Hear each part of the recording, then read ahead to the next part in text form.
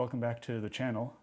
Today I thought we would talk a little bit about old magazines and podcasts. This week my local library is having a giant book sale. The books aren't big, but the sale is. And I picked up this collection of lapidary journals from the late 60s and early 70s. Looks like between 1966 and 1970. And the reason I did that is because I think there's a lot of value in old magazines like these.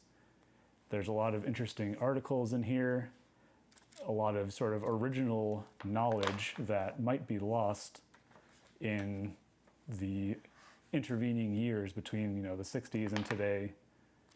I think lapidary work might be having a little bit of a resurgence lately, especially with the pandemic and everybody being stuck inside looking for something to do. Oh, looks like somebody folded over this page here. A little thing about nephrite jade there in Washington. Interesting.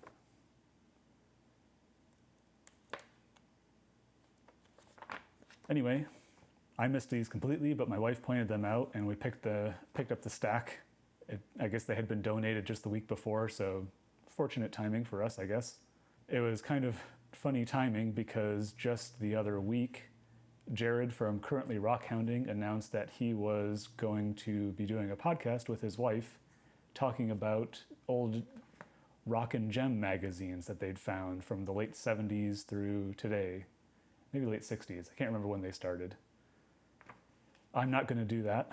I just wanted to talk about how if you can get your hand on some of these old magazines, it may be worth your money to pick up a stack or pick up what you can, because there's a lot of potentially interesting things in here. Like, I was browsing through this one and there's this new sensation zoisite. This is an article about the first findings of tanzanite from Tanzania, which now is extremely rare, but it was only found in this one site, and this is kind of the new gem sensation of the time in September of 1968.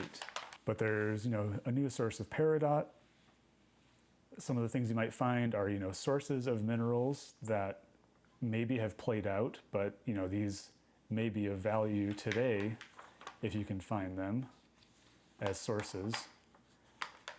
Lots of old advertisements for gem laps and lapidary equipment, handmade stuff. Somewhere in here is an article about lost wax casting, which you can watch a video on that on my channel and learn all you need to know for sure.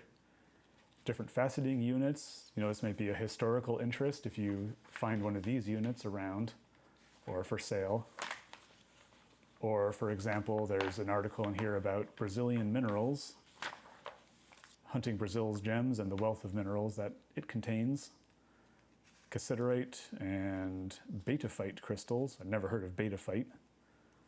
Microlite is another term for it, okay. But there's a map of different areas where minerals are from in Brazil, or in that region of Brazil anyway. And like I found in that other magazine, there's a nephrite jade locality in Washington that I don't remember hearing about. Maybe it's played out, or maybe it's private land now, but I can go in and see if there's any worth looking into that. One of the other things I'm interested in is things like lapidary hints, where there's, polishing, cutting tips, or working with different minerals. Those kind of things, if you haven't been working in the lapidary field for a long time, you might not know. And on the internet, you can probably find a lot of this, but it's so dispersed that it may take you a long time to find it, or it may have conflicting opinions.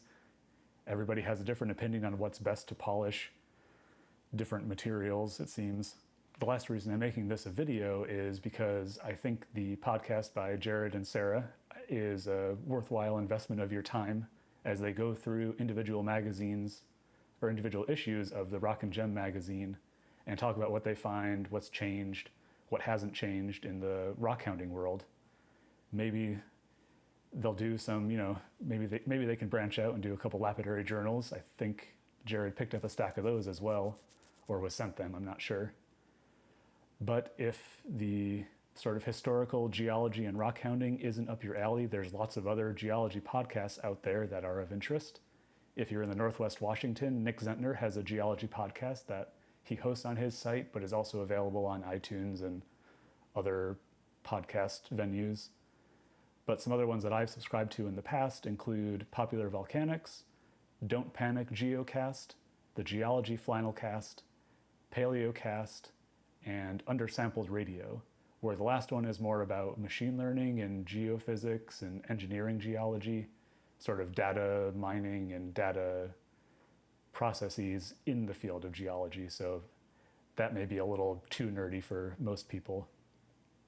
But a lot of those other ones that I've listed have a lot of interesting topics that they talk about, a lot of variety. I think rockhounds can get a lot out of a lot of those articles, and it's tangential interest related to rockhounding. Where do these rocks come from? How do they form and change? And different topics that kind of affect the rockhounding world in some cases, like sourcing rocks. And if you're into fossils, the Paleocast is a good one for the latest research on them. So that's it for today. Hope you check those out and give them a chance.